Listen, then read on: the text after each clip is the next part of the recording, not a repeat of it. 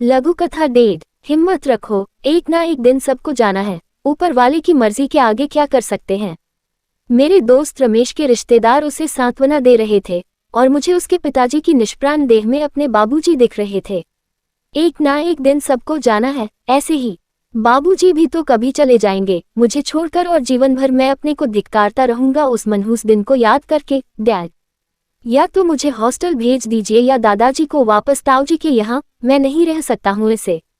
उस दिन मेरे घर आते ही बेटा फट पड़ा था। उसके स्वर में मेरी पत्नी का मौन समर्थन भी था। धीरे बोलो, बाबूजी सुन लेंगे। हुआ क्या है? आए दिन ये सब होता था, लेकिन इस बार कुछ ज्यादा हुआ था। शायद दादाजी मेरा फोन क्यों छूते हैं।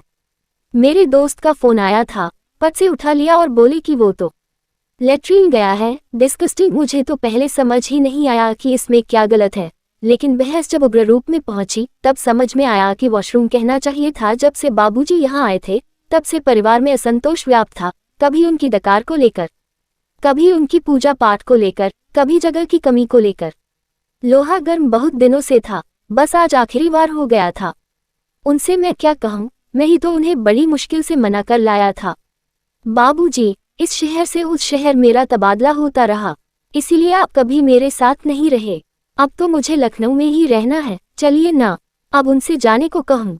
खैर, ये नौबत आए ही नहीं। 2-3 दिनों के अंदर ही बाबूजी किसी बहाने से कानपुर लौट गए थे, मुझे आत्मग्लानि की आग में झुलसता छोड़कर, जो आज और प्रचंड हो चुकी थी। घर पहुंचते ही मैंने सबको बुलाकर ऐलान किया, मैं कानपुर जा रहा हूँ। बाबूजी को लेने कमरा साफ कर दो, उनकी किताबें भी सजा दो।